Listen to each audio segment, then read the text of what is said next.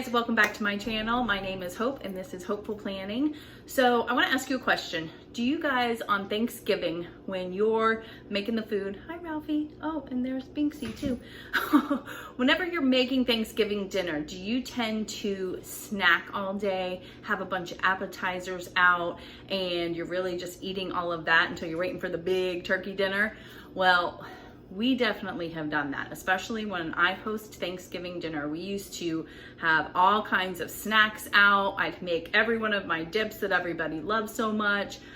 We'd have cheese out, we'd have veggie trays. We would be snacking all day, which I really believe that that's why there's always so many leftovers, is because we're eating all day until we get to the big dinner.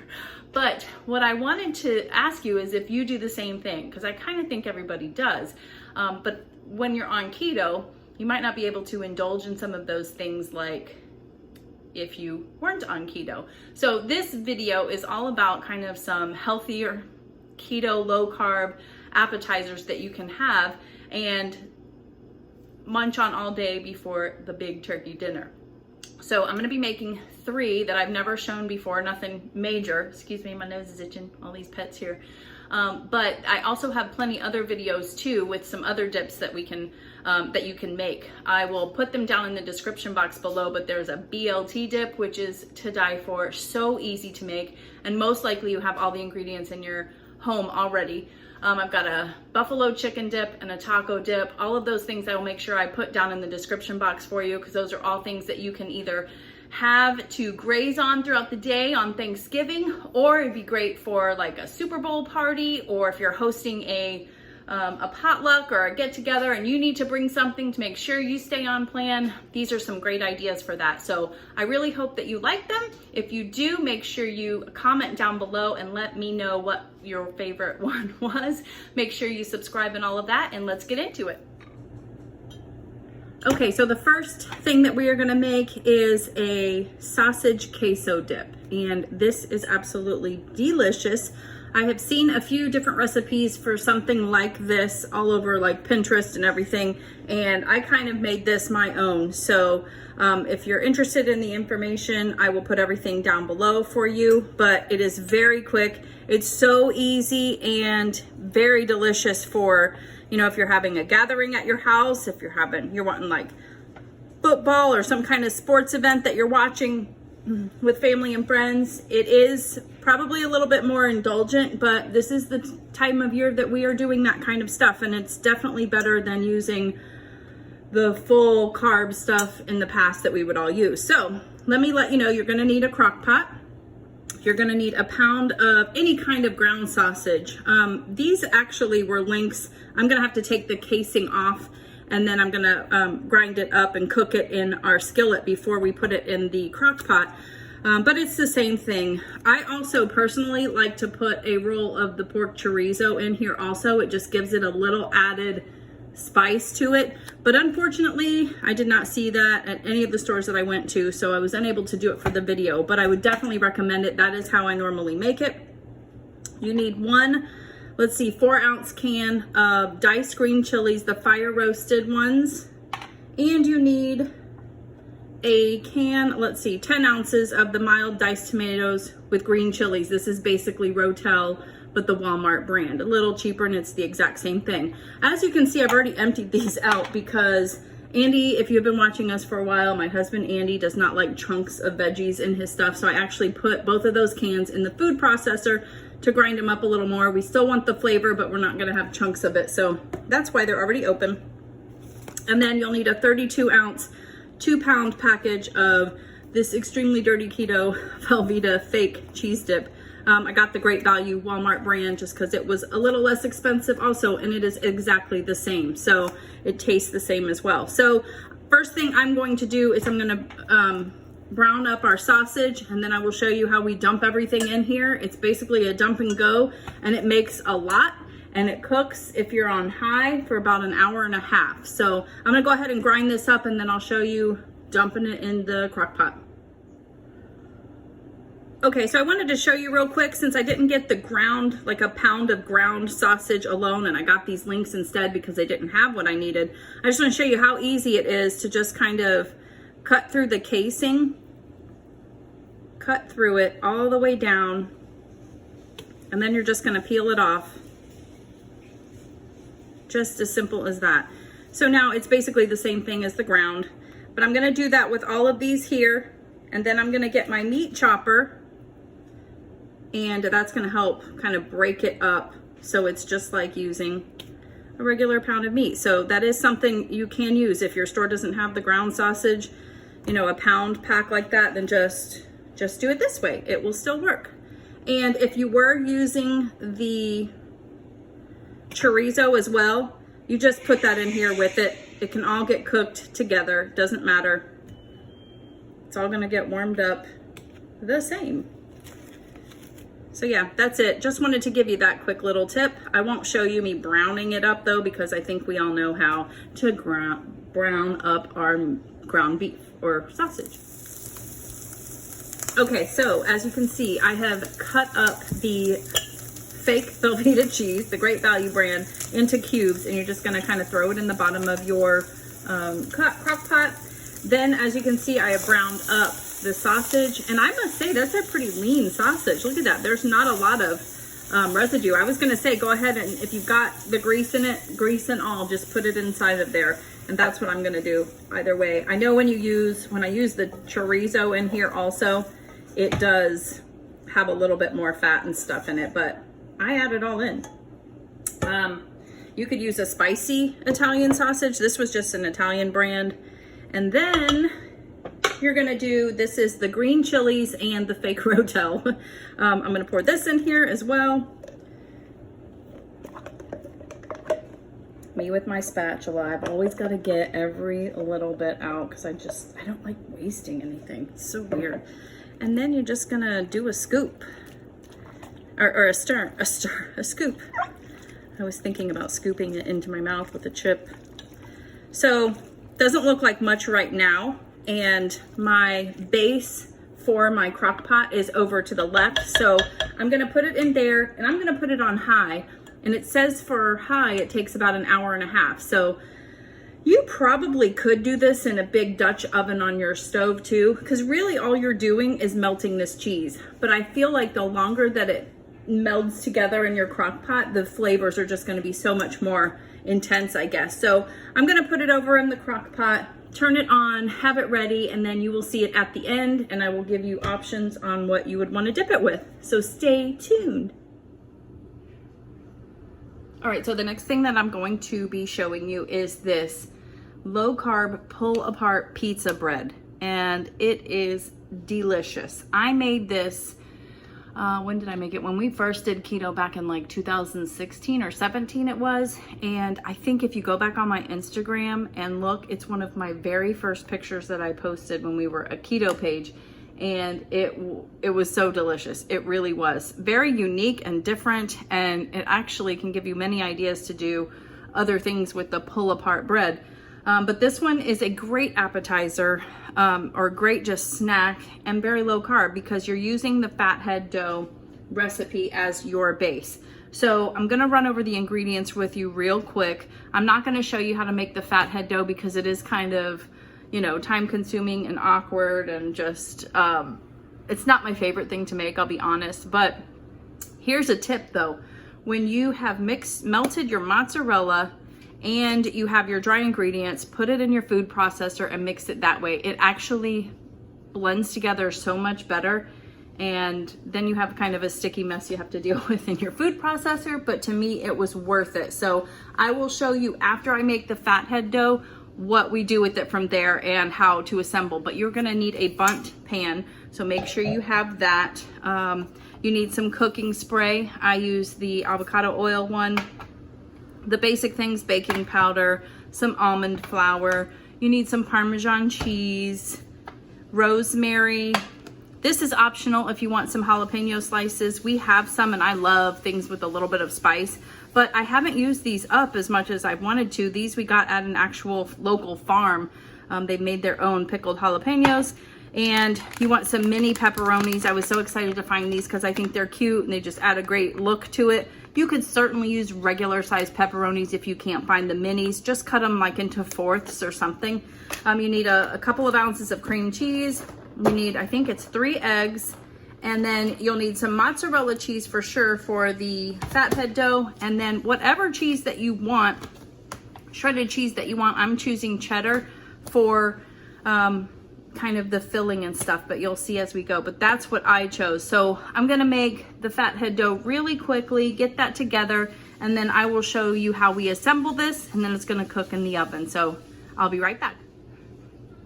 Okay, so we're back, and I have got the fathead dough ready to go. And I'm gonna be completely honest with you, this was very messy. I had to stick it in the fridge for a little bit because it was so sticky. I don't know why, but let's hope it turns out okay. But what you do after you have the ball of dough, putting it in the fridge did help because now it's a little more like pliable and everything.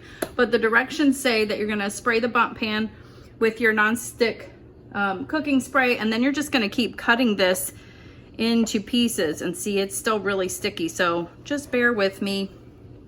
It did say, like, I put some oil on my hands to help, and then if you put a little bit of the Parmesan cheese, that will help also. But what we're trying to do is get about 32 little tiny balls of dough that we're gonna put in the layers here. So we're gonna put 16 at the bottom, then we're gonna add our pepperoni and some cheese and jalapenos, and then we're going to add the top layer. But each ball is gonna get rolled into some Parmesan cheese. Let me show you with my messy hands. This is some grated Parmesan cheese with a little bit of rosemary in it. So we're gonna roll them in there, and then this will help them not stick as well either. So I'm gonna have to get 16 out of here. And I probably won't show you all of it. I'll show you like the first layer, but as you can see, it is very sticky. So what I'm just gonna do is do little tiny, since it's so sticky. There we go. See, so it does kind of come together. Just make whatever you can out of it. Roll it in your Parmesan cheese. And then you're just gonna, kind of like your monkey bread, you know? Did you guys ever make that pre-keto? We did, I think, maybe once or twice, not a whole lot, but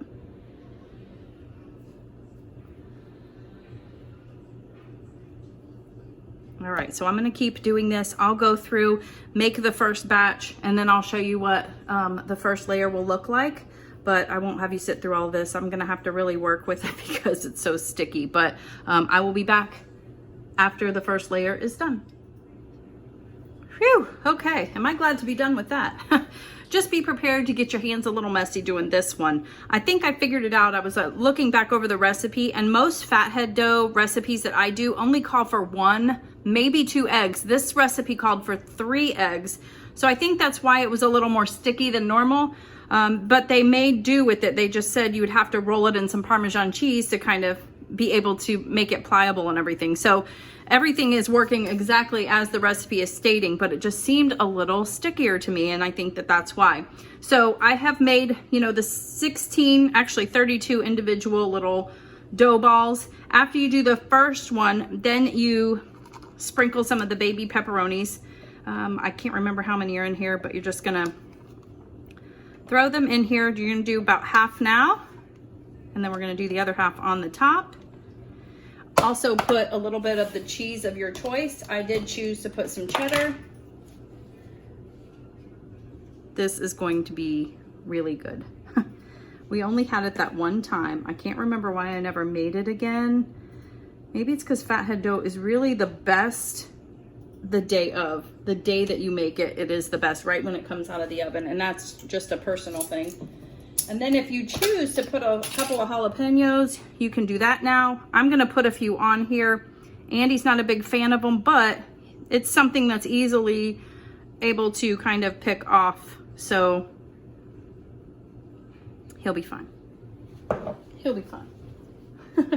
Okay, so then the next thing you do is you start adding the rest of your dough balls. I went ahead and got them all ready so you wouldn't have to sit there and watch. Some are a little bigger than others, but it doesn't matter. It don't matter. And you know what? Actually, what I'm gonna do is go ahead and use the rest of this Parmesan too. for the top layer. I think that will be good. Who doesn't like Parmesan cheese with a little rosemary in there? So it doesn't say to do that, but why not, right?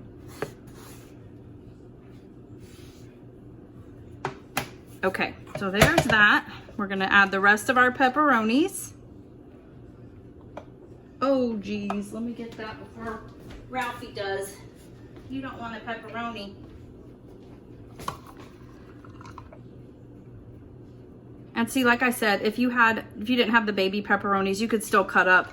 I would cut them into fourths, the regular size pepperoni, and it would be just as good. But this just kind of makes it look more fun, I think, the little ones. And then you're gonna top it with some more cheese. It only says about a half a cup of cheese. I think I'm probably putting maybe a little bit more than that, but you know, do what you want. You're gonna put it in a 350-degree oven until it's cooked through. I think it was like 15-20 minutes. I'll have to look at that again. I will have this recipe linked down below for you, so you can make this for your family or a gathering or a, you know, football event, or maybe you're watching a finale of a show, like you're having like a survivor party or something like that. We used to do those kinds of things. Just a fun little idea, and something low carb and good for you. So this is what it looks like right now. I'm gonna put it in the oven once my oven is preheated to 350 degrees, and then I'll show you what it looks like after. So while we're waiting on the pull apart bread, I'm about to put it in the oven. You heard my oven. Look at the sausage queso dip. Doesn't that look delicious? And look how much it makes. I mean, if you're a vegetarian too, you could do this completely without the sausage, but it would just be a queso dip, not a sausage queso dip. But so delicious. I can't wait to plate everything up and show you. We've got one more little kind of appetizer fun event kind of food that's low carb to show you. So stay tuned for that. I'll show you everything at the very end. Oh my goodness. So look at this. Just because you're eating low carb or keto lifestyle does not mean that you cannot enjoy some appetizers, some good snacking food when you're together with friends or hosting an event. So here is the queso, the sausage queso, and I made some homemade tortilla chips as well. And you know, you would just fill this up as it's getting empty because there's a ton in that crock pot, but this is just what I had to kind of showcase if you are entertaining. Here is the pull apart bread, the keto pizza pull apart bread. And then because you're using the bundt cake, you have that little hole in the center where you can put a little ramekin with some pizza sauce. And I'm using the Rao's homemade marinara. But this is delicious. You'll see as you start pulling it apart how good it is. And let's see if I can pull a piece off, but yeah, see, look at that pull apart bread, and it is still super hot. But look, you've got all the cheese in there, if you've got jalapenos, all of that. So that's fun. It's just fun to kind of pick apart that as well. So you've got that, and then this is just your basic. You want to put a little bit of healthy stuff in there. I only have on here what I have on hand right now. So we had some pickles and olives, black olives and green olives. I had some seedless cucumber I put on there. I had a few of these Fontina cheeses. They were individually wrapped. I took them out. You could use deli meats, things like that. I had a little bit of the leftover baby pepperonis, some red bell pepper, and then I made some homemade ranch from the Southern Keto Cookbook.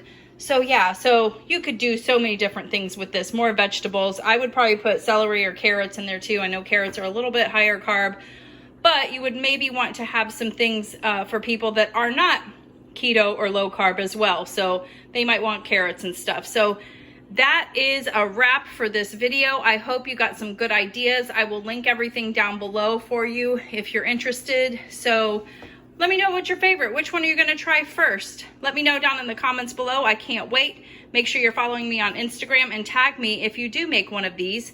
But look, yum, yum, yum. Aren't they? They're like in the queso sausage queso hot tub. Delicious. But if you like this video, make sure you hit the like button. Make sure you subscribe, like, share, all of the above. I really appreciate each and every one of you. Thank you so much, and I will see you on the next one. Bye. All right, so what did you think? Which one was your favorite? Me personally, I really, really, really love the sausage queso. I think one of the main things you have to remember during this though, and I failed to say it in each one of them, is what you're dipping into the dips. So make some homemade chips, use vegetables, celery, even cucumbers, all of that. Make your own Parmesan crisps. I have video on one of my meal plans. I show making the Parmesan crisp chips also. So that's probably one of the biggest things. I think with most dips, we can make them low carb and keto friendly, but we're putting like pita chips in it and bread and all of that stuff. So I think that's probably where we have to make the best choices though. So I hope you really like this video. Make sure you hit the like button, subscribe if you haven't already, and I will see you on the next video. Bye.